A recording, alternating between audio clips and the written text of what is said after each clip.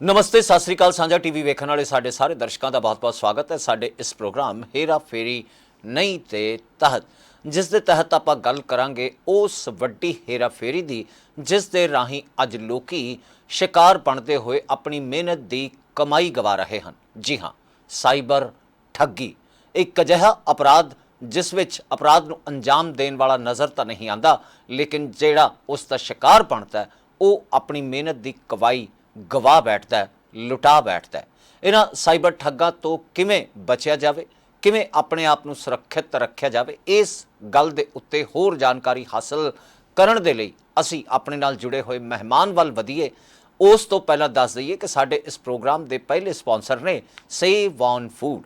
घर दे राशन की महंगाई की चिंता नूं लैके पूरी तरह हो जाओ आज़ाद, क्योंकि आ चुका सेव ऑन फूड, जिथे फैसटिव दिनों तो अलावा रोज़ाना के आम दिनों में भी तुसीं राशन के हर समान ते हासिल कर सकते हो बा कमाल ऑफर, जिन्होंने देख के दिल हो जाएगा खुश, नाले डॉलरां दी हो जाएगी बचत। राशन की एवन क्वालिटी और राशन के हर समान के उत्ते पैसों की बचत के लिए याद रखो सेव ऑन फूड।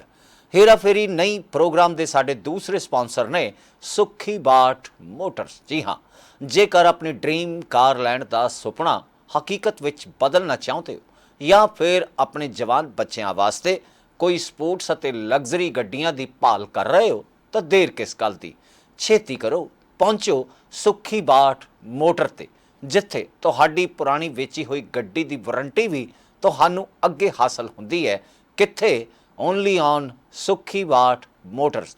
ते हुण अपने नाल जुड़े हुए मेहमान का करते हैं स्वागत जनाब साक्षर दुग्गल जी, जिहड़े कि साइबर कानून माहर ने, वो साडे नाल हेरा फेरी नई प्रोग्राम के तहत मौजूद रहणगे। दुग्गल साहब, बहुत बहुत स्वागत है तुहाडा साडे इस प्रोग्राम हेरा फेरी नई दे विच। धन्यवाद जी। जी जी दुग्गल साहब, सबसे पहले अगर बात की जाए टेक्नोलॉजी के दौर में, आज जहां कुछ लोग टेक्नोलॉजी का सहारा जीवन में आगे बढ़ने के लिए लेते हैं, तो वहीं साइबर ठग जो है वह टेक्नोलॉजी का इस्तेमाल जो है वो लोगों को अपना ठगी का शिकार बनाने में कर रहे हैं। आखिरकार किस तरीके से ये काम शुरू होता है और कैसे ये जो है अपने शिकार को अपने जाल में फांसते हैं दुग्गल साहब, ये आपसे हम जानना चाहेंगे, वो भी तफसील से। जी। तो ये साइबर क्रिमिनल्स हमारी मानसिकता से खेलना जानते हैं। उनको पता है कब किसको डराना है, फुसलाना है, धमकाना है। उनके पास कोई बहुत हाई फाई टेक्नोलॉजी नहीं होती, लेकिन ये जरूर होता है कि उनको पता है कि आपको ऐसा क्या बोलना है जिससे आपका भरोसा जीता जाए, भरोसा जीतने के बाद ठगी करी जाए। अब ये साइबर क्रिमिनल कभी कभार अकेले काम करते हैं, कभी कभार इनके संगठन होते हैं, लेकिन सवाल सिर्फ इतना आता है कि इस एआई के युग में जहां हर चीज, फोटो, वीडियो, ऑडियो, हर चीज कॉपी कर सकते हैं, उस समय पर अंधा विश्वास लोगों का इंटरनेट पर करना या किसी भी ऐसे व्यक्ति पर करना जोखिम से खाली नहीं है। जी जी। और दुग्गल साहब, अगर साइबर ठगों की बात की जाए तो वो लोगों के मोबाइल नंबर्स पे जो है वो कॉल करते हुए उन्हें धमकाते हैं या डराते हैं, लेकिन हैरत की बात ये है कि ये मोबाइल नंबर उनके पास पहुंचते कैसे हैं? और सबसे बड़ा सवाल, क्या हम ही अपने सोशल मीडिया के ज़रिए इंफॉर्मेशन जो हैं वो उन्हें उन तक पहुंचाने का काम तो नहीं करते? सोशल मीडिया की इंफॉर्मेशन जो है वो ठग चुरा भी सकते हैं क्या? आपने बिल्कुल सही कहा, हम ही अब इन ठगों का काम आसान करते हैं। अपनी इंफॉर्मेशन, अपने मोबाइल नंबर, अपने आधार कार्ड और न जाने क्या क्या आप कहीं ना कहीं देते हैं बिना सोचे समझे। आप मान लीजिए कोई रेस्टोरेंट में गए हैं, आप खाना ऑर्डर करने गए हैं, वहां पर भी अपना नंबर देते हैं, ये नहीं सोचते कल को इस नंबर का दुरुपयोग भी हो सकता है। और हमारे यहाँ पे देश में सबको समझना पड़ेगा कि आपको कोई सेलिब्रिटी होने की जरूरत नहीं है। आम नागरिक, आपका खुद का डेटा इतना महत्वपूर्ण है कि कल को वो गलत हाथों में चला गया तो आप साइबर ठगी के शिकार जरूर होंगे। जी जी जी।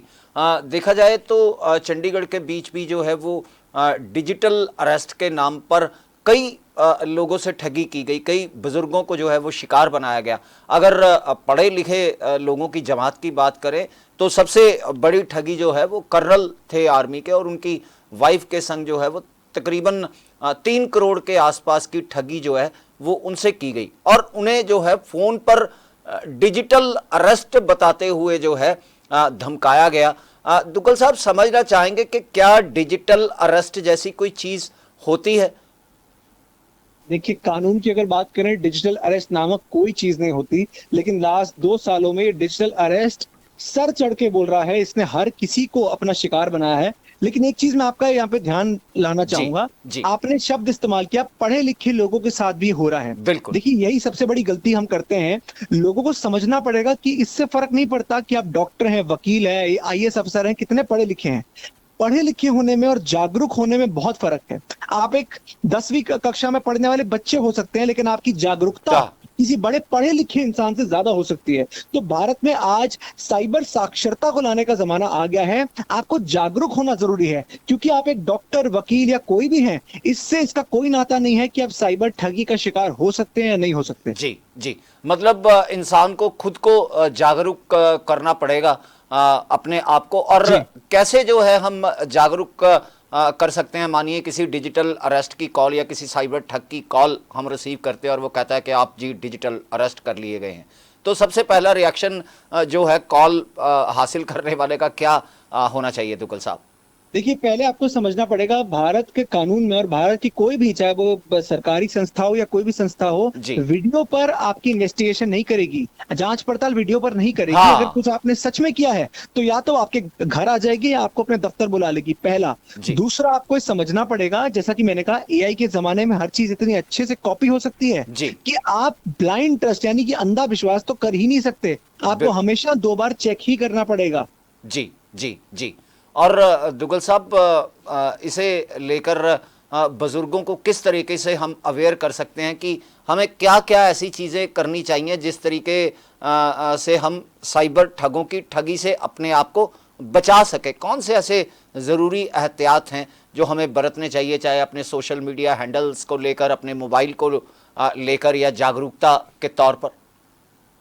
देखिए, सबसे पहले तो घबराना नहीं है। अगर आपने बुजुर्गों की बात की है, जी बुजुर्गों को डराना बहुत आसान है, और जो हमारी युवा पीढ़ी है उनको लालच देना बहुत आसान है। जी तो हर पीढ़ी के साथ एक न एक चीज आती है। जैसे आपने बुजुर्गों की बात करी है, आपको अलग अलग कॉल आएंगे। आपको कभी बोला जाएगा आपकी बिजली कट जाएगी, जी कभी बोला जाएगा आपको केवाईसी कराएंगे, कभी बोला जाएगा अगर आज आपने फॉर्म नहीं भरा तो आपकी एलपीजी गैस सिलेंडर हट जाएगा। जी। कुछ ना कुछ बोल के आपको हाँ एक घबराहट आपके सामने आएगी, लेकिन जी उस समय पर आपको घबराना नहीं है। आपको शांति से दिमाग लेना, पहला। दूसरा, जब भी ऐसी कोई कॉल आती है, इंटरनेट पर चेक करिए कि क्या भारत सरकार की सच में ऐसी कोई स्कीम है, और ये जो नंबर आपको जहां से आया है, जी क्या ये भारत सरकार का नंबर है या कोई रैंडम नंबर बंदा कॉल कर रहा है। जी जी। और दुगल साहब, देखा गया है कि अगर साइबर ठग जिस फ़ोन से फ़ोन हमें करते हैं, भले वो नंबर 10 ही डिजिट्स का होता है, लेकिन अगर वो फ़ोन कट जाए तो सामने वाला जिसको फ़ोन किया गया वो वापस फ़ोन करने की कोशिश करता है, तो वो नंबर मौजूद ही नहीं होते, मिलते ही नहीं है। जी आखिरकार किस तरीके से ये नेटवर्क जो है वो काम करता है, ये भी हम आपसे समझना चाहेंगे दुगल साहब। देखिए, टेक्निकल एक तकनीक है। अगर मैं सरल शब्दों में बात करूं, आपको मोबाइल नंबर पर वो कॉल जरूर कर सकते हैं, लेकिन वो कॉल रिसीव नहीं कर सकते। जी ये एक पहली ऐसी चीज है जो लोगों को समझना चाहिए। हाँ और मैं हमेशा ये बोलता हूं कि जब भी आपको कैसा भी कॉल आए, आज तक तो ये हाल हो गया है कि आपके जो घर वाले हैं उनकी आवाज कॉपी करके भी आपको कॉल आ सकता है, क्योंकि एआई का जमाना है। जी इस समय पर मैं यही बोलता हूं, घर वालों पर भी आप ऐसा अंधा विश्वास ना करें, हमेशा कंफर्म करें करें। कि क्या आपने ही मुझे कॉल किया था या आपने मुझे मैसेज किया था। जी जी जी। और दुगल साहब, अगर कोई आदमी साइबर ठगी का मान लीजिए शिकार हो भी जाता है, एक तो हो गई पैसों की ठगी, आपके पास लिंक आया, आपने क्लिक किया, आपके बैंक से पैसे निकल गए। और दूसरा, आजकल जो डिजिटल अरेस्ट है कि कई बार अनजाने में जो जिनको नहीं मालूम है वो सोच लेते हैं कि ये सच है, जैसा आपने कहा कि डर पैदा किया जाता है। तो जी उस डर के कारण जो है, अभी हाल ही का जो मामला है, बुजुर्ग दंपत्ति 10 दिन डिजिटल अरेस्ट रहे, और उनके मुताबिक जो साइबर ठग थे वो 24 घंटे वीडियो कॉल पे उनके साथ ऑन थे। तो ऐसी सूरत में हमें क्या करना चाहिए जब हमारे पास कोई रास्ता ना बचा हो उनसे निपटने का?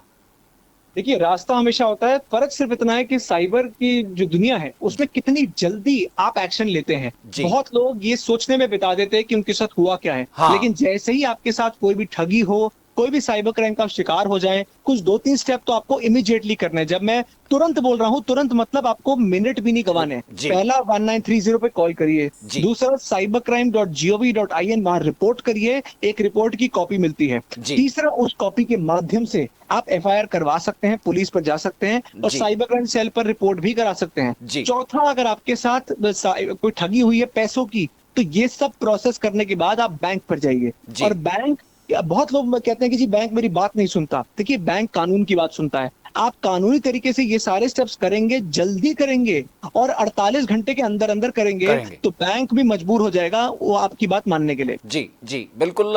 ਅਸੀਂ ਆਪਣੇ ਦਰਸ਼ਕਾਂ ਦੀ ਜਾਣਕਾਰੀ ਲਈ ਦੱਸਣਾ ਚਾਹਾਂਗੇ ਕਿ ਜਿਸ ਤਰੀਕੇ ਨਾਲ ਦੁੱਗਲ ਸਾਹਿਬ ਨੇ ਆਖਿਆ ਕਿ ਡਿਜੀਟਲ ਅਰੈਸਟ ਜਾਂ ਸਾਈਬਰ ਠੱਗ ਜਿਹੜੇ ਇਸ ਵਾਰਦਾਤ ਨੂੰ ਅੰਜਾਮ ਦਿੰਦੇ ਨੇ, ਡਿਜੀਟਲ ਅਰੈਸਟ ਦੱਸਦੇ ਹੋਏ ਲੋਕਾਂ ਦੇ ਨਾਲ ਠੱਗੀ ਮਾਰਦੇ ਨੇ। ਜਦੋਂ ਵੀ ਤੁਹਾਨੂੰ ਇਹੋ ਜੀ ਕਾਲ ਆਂਦੀ ਹੈ ਤਾਂ ਸਭ ਤੋਂ ਪਹਿਲਾਂ ਤੁਹਾਨੂੰ ਡਰਨ ਦੀ ਬਿਲਕੁਲ ਵੀ ਲੋੜ ਨਹੀਂ। ਨਾਲੇ ਜਿਹੜੇ ਨੰਬਰ 1930 ਅਤੇ ਜਿਹੜੀ ਸਾਈਟ ਦੁੱਗਲ ਸਾਹਿਬ ਵੱਲੋਂ ਦੱਸੀ ਗਈ, ਉਸ ਤੇ ਤੁਸੀਂ ਜਿਹੜਾ ਹੈਗਾ ਇਮੀਡੀਏਟਲੀ ਰਿਪੋਰਟ ਕਰਦੇ ਹੋਏ ਆਪਣੇ ਬੈਂਕ ਤੱਕ ਪਹੁੰਚ ਕਰਦੇ ਹੋ ਤਾਂ ਫਿਰ ਕਿਤੇ ਨਾ ਕਿਤੇ ਤੁਹਾਡਾ ਵੱਡਾ ਬਚਾਅ ਜਿਹੜਾ ਹੈਗਾ ਉਹ हो सकता है। लेकिन दुग्गल साहब, अगर देखा जाए तो कई बार जैसे पैसे लोगों के साइबर ठगों ने निकाल लिए, तो क्या बैंक जो है या पुलिस मिलकर पता लगा सकते हैं कि आखिरकार वो किस खाते तक पहुंचे? क्योंकि साइबर ठग जो है वो हाथ आने का नाम जो है वो नहीं ले रहे, क्योंकि पुलिस भी जो है वो टेक्नोलॉजी के तंत्र को छानने में उसे भी वक्त लग जाता है।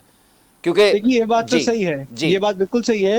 और ये हमेशा देखिए, सबसे ये अलग अलग जो प्लेयर हैं उनका रोल होना बहुत जरूरी है। मान लीजिए आपके साथ साइबर ठगी हो गई, आपने रिपोर्टिंग ही हफ्ते बाद करी, तो पुलिस क्या कोई भी कुछ नहीं कर सकता। लेकिन अगर आपने समय से रिपोर्टिंग करी है, अगर पुलिस भी उस पर जांच पड़ताल टाइम से कर रही है, और सबसे बड़ी बात देखिए, साइबर क्रिमिनल भी अलग अलग टाइप के होते हैं। कुछ बहुत एडवांस्ड होते हैं, कुछ नए नवेले होते हैं। तो जब ये सारे अलग अलग केस हम देखते हैं तो केस टू केस डिपेंड करता है। लेकिन मेरा इतना मानना है, हमारे हाथ में जो है वो तो हमें करना ही चाहिए, वक्त से करना चाहिए। और साइबर स्पेस में आप मिनट भी, आप मान के चलिए, घंटे तो बहुत दूर की बात है, आप मिनट भी जाया नहीं कर सकते। जी जी दुग्गल साहब, जैसे आप कानून के माहिर भी हैं, साइबर कानून के, तो साइबर कानून जो है वो किस तरीके का है और इसमें क्या जो पीड़ित है उसके न्याय दिलवाने में कानून जो है किस तरीके से उसकी मदद कर सकता है? अगर उसे पुलिस की तरफ से भी सहायता नहीं मिली, बैंक भी जो है वो आनाकानी करने में जुटा रहा।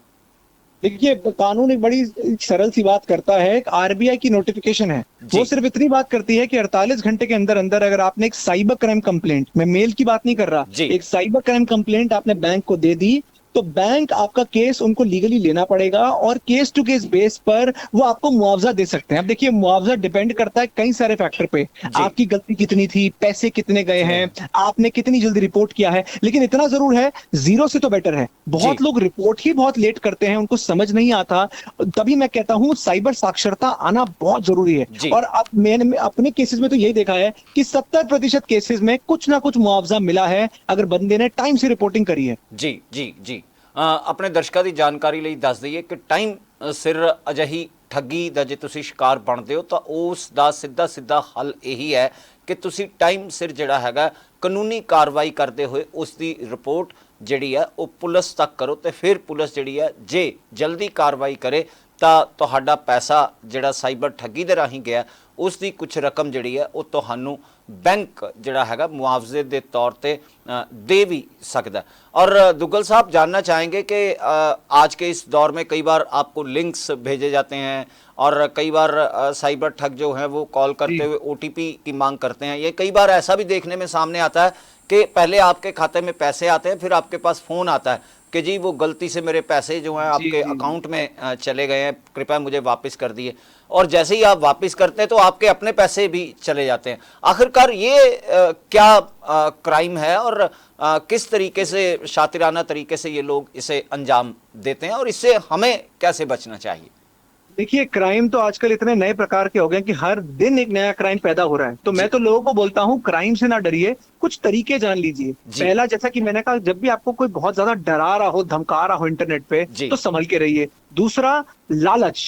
आपने कई सारे आजकल मैसेज देखे होंगे जहां पर बोलते हैं घर आप नौकरी करिए, 50,000 रुपए हाँ कमाइए। कोई जी, ऐसे मैसेज जो आपको पता है कोई मुझे पैसे क्यों देगा, आपको लालच दिया जा रहा है। हाँ दूसरा, तीसरा, आप ये सबसे खतरनाक स्कैम है जहां पर आपको एक लिंक दिया जाता है, एक एपीके फाइल दी जाती है आपको, व्हाट्सएप पे आएंगे बड़े मैसेज आएंगे, जी ग्रुप पे लोग शेयर करते हैं, कोई भी फाइल, वीडियो फाइल जिसपे एपीके लिखा हो, जी कोई भी रैंडम लिंक जिसका आपको पता ही नहीं है लिंक कहां से आया है, मेरी ये सलाह यही रहेगी कि आप उसको खोलिए मत। जी क्योंकि एक बार आपने खोल दिया, आपके फोन का एक्सेस साइबर ठग के पास चला जाएगा। और बात सिर्फ यही नहीं रुकती है, वो आपके व्हाट्सएप का एक्सेस लेकर आपका नाम इस्तेमाल करके आप ही के कॉन्टैक्ट्स को बोलेगा कि जी मुझे पैसों की जरूरत है, और जी वहां से आपके साथ तो ठगी हो गई, हाँ लेकिन आपके कॉन्टैक्ट्स के साथ साथ भी ठगी हो सकती है। बिल्कुल बिल्कुल, ये चीज़ें भी देखने में सामने आई हैं। और साथ ही साथ डिजिटल अरेस्ट को लेकर आप क्या सुझाव जो हैं दुग्गल साहब देना चाहेंगे? क्योंकि कई बार जैसे डिजिटल अरेस्ट की कॉल आती है, मैं जी सीबीआई अफसर फलाना सिंह बोल रहा हूं, तो आदमी जी वैसे जी ही जी। घबरा जाता है। और वीडियो कॉल पे बकायदा वर्दी पर ये लोग वर्दी में होते हैं, और पीछे जी, बैकड्रॉप भी वैसा ही होता है जैसे मानो किसी पूरा वो नाटक ही जी चलता है इनका। हाँ जी जी जी जी। तो तो देखिए, मैं तो सिर्फ यही बोलूंगा, डिजिटल अरेस्ट आज 2 साल हो चुके हैं, लेकिन लोग एक बहुत बड़ी गलती करते हैं। उनको लगता है भारत की इतनी बड़ी जनता है, कोई मेरे पीछे क्यों आएगा, मैं कोई सेलिब्रिटी तो हूं नहीं। लेकिन जी यही सबसे बड़ी गलती है। साइबर ठग एक बंदा नहीं है, अलग अलग साइबर ठग हैं, हैं अलग अलग जगह से ऑपरेट करते हैं। जी, तो जो इंसान इंटरनेट इस्तेमाल करता है, जो इंसान मोबाइल इस्तेमाल इस्तेमाल करता है, कर स्मार्टफोन, वो डिजिटल अरेस्ट का शिकार हो सकता है। अगर आपके दिमाग में ये चीज है, तो कल को हर चीज आप फूक फूक के कदम लेंगे, पहला। जी दूसरा, अगर ऐसी कोई वीडियो कॉल आती है, तो भारत का कानून किसी भी संस्था को, किसी भी ऑर्गेनाइजेशन को, भारत सरकार को ये पावर नहीं देता कि आप वीडियो कॉल पे बंदे की इन्वेस्टिगेशन करिए। वो या तो आपके घर आ जाएंगे या आपको अपने दफ्तर बुला लेंगे। हाँ, या कोई नोटिस वगैरह पहले जी इंसान जो है वो रिसीव करेगा, तो उसके बाद ही उसे हरकत में आना चाहिए। तो जी जी और ये बात बिल्कुल दुरुस्त आपने बतलाई कि इन मामलों में जो है वो रिपोर्ट करना सबसे ज़्यादा ज़रूरी होता है। और क्या डिजिटल क्राइम की नींव हम खुद भी रखाते हैं? मानिए हम एक दुकान पे फोटोस्टेट कॉपी करवाने के लिए गए, हमने अपना आधार कार्ड फोटोस्टेट के लिए दिया, लेकिन हमें लगा यार ये कॉपी डार्क है, या हमने कहा नहीं यार दूसरी कॉपी दे दो, और वो कॉपी जो है वो हम वहीं छोड़ आते हैं। क्या उसके ज़रिए भी कोई बड़े स्कैम को जो है बिल्कुल। और वो? जैसा कि आपने कहा, देखिए भारत में हम लोग अनफॉर्चुनेट अपना डेटा की इज्जत नहीं करते। हम डेटा को लड्डू की तरह बांटते हैं हर जगह। हमें लगता है इससे कोई फर्क नहीं पड़ने वाला, लेकिन यही से ही शुरुआत होती है। साइबर ठगों का काम आप आसान करते हैं। आपने कहीं भी अपना डेटा दिया है, आपको ये नहीं पता कि आपका डेटा कहां से कहां जा रहा है कहाँ? और किस तरीके से आपके खिलाफ इस्तेमाल हो सकता है। तो मैं तो सिर्फ इतना ही कहूंगा, जितना डेटा देना चाहिए उतना ही दीजिए, पहला। दूसरा, अपना बहुत पर्सनल डेटा जैसे आधार वगैरह हर जगह शेयर मत करिए, जी क्योंकि आधार में आपके बायोमेट्रिक्स होते हैं, कई बिल्कुल सारी जगहों से वो जुड़ा होता है। एक बार आपका आधार गया तो साइबर ठग के हाथ में वो चाबी आ जाती है, जिससे कई सारे ताले आपकी जिंदगी के खुल सकते हैं। जी जी। और दुग्गल साहब, जैसे आजकल भारत सरकार की तरफ से भी कई तरीके की ऐप्स जो हैं वो नागरिकों के लिए सुझाई गई। जैसे जी एक डिजिटल लॉकर बनाया गया जिसमें आप जो हैं अपने सारे डॉक्यूमेंट्स जो हैं वो जमा करके रख सकते हैं, भले आपका आधार हो, पैन हो, या आपकी जी। और भी ड्राइविंग लाइसेंस हो। तो क्या उन ऐप्स के ज़रिए भी ये साइबर ठग जो हैं हमें शिकार बना सकते हैं? क्या हमारा देखिए, डेटा मैं ये वो उन ऐप्स के दावे से बोल सकता हूँ, जी मैं दावे से बोल सकता हूँ, दुनिया में ऐसा कोई ऐप नहीं है, कोई ऐसी कंपनी नहीं है, कोई ऐसी साइट नहीं है जो आपको 100% सिक्योरिटी दे पाए। जी जी तो आखिरकार अगर आप कुछ भी चीज इस्तेमाल कर रहे हैं, चाहे भारत सरकार का ऐप हो, चाहे बाहर की कोई कंपनी के ऐप हो, प्लेटफॉर्म हो, ठीक है, वो काम जरूर अच्छा है, लेकिन आपको ये समझना पड़ेगा कि आपकी जो जिम्मेदारी है वो आपकी खुद की है। साइबर सुरक्षा पहले आपकी जिम्मेदारी है, बाद में दूसरे लोग आएंगे। जी जब उस समय आपके सामने लिंक आएगा, तो ना तो कोई सरकार आपको रोक पाएगी, ना कोई पुलिस वाला आपकी मदद कर पाएगा। जी तो अगर आप जागरूक हैं, अगर आप सशक्त हैं, तो ये बात सत्य है कि 90% आप साइबर क्राइम होने से बचा सकते हैं। जी जी बिल्कुल बिल्कुल। अपने दर्शकों की जानकारी ਦੇ ਲਈ ਦੱਸ ਦਈਏ ਕਿ ਜਿਸ ਤਰ੍ਹਾਂ ਸਾਈਬਰ ਠੱਗ ਜਾਂ ਵੱਖ-ਵੱਖ ਇਦਾਂ ਦੇ ਅਪਰਾਧ ਨੂੰ ਅੰਜਾਮ ਦੇਣ ਵਾਲੇ ਲੋਕਾਂ ਵੱਲੋਂ ਜਦੋਂ ਮੋਬਾਈਲਾਂ ਤੇ ਕਈ ਤਰੀਕੇ ਦੇ ਲਿੰਕ ਭੇਜੇ ਜਾਂਦੇ ਨੇ, ਤਾਂ ਉਹਨਾਂ ਲਿੰਕ ਨੂੰ क्लिक करना ही इंसान की सब तो वड्डी बेवकूफ़ी बन जाती है। लिहाजा दुग्गल साहब ये भी जानना चाहेंगे, अगर ऐसे कोई लिंक आएँ या ऐसी कोई एप्लीकेशंस आएँ तो उनकी पहचान आम आदमी कैसे कर सकता है कि मुझे इस पर क्लिक नहीं करना है, ये मुझे जो है कहीं ना कहीं इसमें कोई झोल नजर आ रहा है? देखिए, बहुत ही सरल सी पहचान है। कोई भी ऐप आपको रैंडम प्ले स्टोर या ऐप स्टोर से नहीं मिला, गूगल में कहीं मिला है, पहले उसको डाउनलोड ना करें। जी दूसरा, टेलीग्राम या डिस्कॉर्ड जैसे जो ये सर्वर हैं, जो ऐसे प्लेटफॉर्म हैं, जी यहाँ पर ऐसा बहुत चलता है कि फेक ऐप, बहुत साइबर क्राइम इन प्लेटफॉर्म से होते रहते हैं। जी तीसरा, सबसे महत्वपूर्ण, ये सबसे बड़ी गलती लोग करते हैं, व्हाट्सएप पर कोई भी आई हुई चीज का अंधा विश्वास करते हैं। अगर आपके दोस्त ने आपको व्हाट्सएप से कुछ लिंक भेजा है तो जी आपको कहीं ना कहीं उस पर भरोसा हो जाता है, लेकिन जी आप ये बात नहीं समझ रहे कि आपके दोस्त को भी ये लिंक पता नहीं कहां से मिला है। हाँ आपको उसका सोर्स नहीं पता है। जब जी तक सोर्स नहीं पता तब तक आप उस पर ट्रस्ट कैसे कर सकते हैं? जी जी जी। और कई तरीके के आजकल, जैसे आपने काम की बात बताई कि 50,000 रुपये घर बैठे काम करें, इसके अलावा कई तरीके के और ऑफर्स भी जो हैं वो आते हैं कि जी आपका जो है ये रिवॉर्ड निकला है, आप इस समय अगर आपको जी चाहिए तो इमीडिएटली लिंक पर क्लिक कर दें।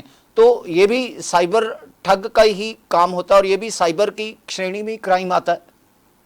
जी, बिल्कुल। ये देखिए, मैं वही बोल रहा हूँ कि क्राइम अलग अलग प्रकार के होते रहेंगे, जी और ये तो देखिए, ये खत्म नहीं होने वाला। ये दिन प्रतिदिन नए नए ये क्रिएटिव होते रहते हैं। जी समय के साथ साथ साइबर ठग अपने आप को बदलते हैं, तो हम सबकी भी जिम्मेदारी बनती है कि हम लोग साइबर सुरक्षा पर ध्यान दें। और इसका बड़ी प्रैक्टिकल एक मैं आपको एक टिप देता हूं हमारी जनता जी को। जी दिन में 5 से 10 मिनट, ज्यादा नहीं, 5 से 10 मिनट अगर गूगल पे जाकर आप साइबर क्राइम लिखेंगे और थोड़ी न्यूज पूरा भी मत पढ़िए, सिर्फ न्यूज की हेडलाइन ही पढ़ लेंगे, जी आपको बहुत हद तक फर्क दिखेगा, क्योंकि आपको पता होगा आपके आसपास हो क्या रहा है। इतने साइबर क्राइम इसीलिए होते हैं क्योंकि लोगों को यही नहीं पता कि आसपास आजकल कौन सा साइबर क्राइम चल रहा है। जी जी। और दुग्गल साहब, बात की जाए तो आपकी हिसाब से आजकल ऐसे कौन कौन से जो साइबर क्राइम हैं जो नया तरीका ईजाद करते हुए हमारे सामने आ रहे हैं, हमें किस तरीके से ख्याल रखना चाहिए? कोई उदाहरण? देखिए, जी एआई में मैं आपको बड़े उदाहरण दे सकता हूं। आजकल एआई के माध्यम से कॉपी हो रही है, जी फेक आधार कार्ड बन रहे हैं, फेक वीडियो बन रही है, लेकिन मजे की बात यह है वो फेक लगती नहीं, वो जी बिल्कुल सत्य लगता है। और जब आप खुद ही सोचिए, अगर आपको कॉल आए, आप ही के कोई आपका दोस्त का, आपके भाई बहन का, आपकी पत्नी का कॉल आए, उन्हीं की आवाज में कॉल आए, नंबर चाहे दूसरा हो, जी लेकिन आप बहुत हद तक उस पर विश्वास कर लेंगे। तो बिल्कुल यहीं पर हम सबको समझना पड़ेगा कि आज इंटरनेट पर अंधा विश्वास करना खतरे से खाली नहीं है। हर चीज को आप फूक फूक के कदम लीजिए। देखिए, थोड़ा शकी हो जाएंगे ना इंटरनेट पे, जी तो कुछ नुकसान नहीं है, क्योंकि हाँ तब क्या होगा, आप हर चीज सोच समझ के करेंगे। वो सोची समझी चीज अगर आपके लाखों रुपए बचा सकती है, तो मुझे लगता है इससे अच्छी कोई बात नहीं हो सकती। बिल्कुल बिल्कुल बिल्कुल। और साथ ही हमें भी सावधानियां जो हैं वो बरतनी चाहिए कि हम जो लापरवाही करते हैं, जैसे मैंने कहा हमने आधार कार्ड की कॉपी छोड़ दी या दूसरे डॉक्यूमेंट्स कहीं छोड़ दिए, तो ये चीज़ों का भी हमें पूरे तरीके से ध्यान रखना चाहिए। तुगल साहब, क्या मानते हैं? जी, बिल्कुल, ये तो है ही। आप इसमें आप ये चीज देखिए, लापरवाही तो आप कर ही नहीं सकते इन चीजों में। जी अगर मैं हमेशा बोलता हूं, अगर आपको अपने पैसे प्यारे नहीं है तो अलग बात है, लेकिन अगर आपको अपनी मेहनत की कमाई प्यारी है, अगर आप ये नहीं चाहते कि आपके माध्यम से आपके परिवार को भी उन पर जी हमला किया जाए, वो भी साइबर ठगी का शिकार हो, अगर आप ये नहीं चाहते, तो कहीं ना कहीं साइबर सुरक्षा को अपनी जिंदगी का एक हिस्सा बना दीजिए। देखिए, जी कोविड जब आया तब हम लोगों ने सैनिटाइजर और जो साफ सफाई है उसको बिल्कुल। बहुत ही तवज्जो देना शुरू कर दिया। जी वो जी सेम चीज हमें साइबर स्पेस में करनी है। आप लापरवाही नहीं कर सकते।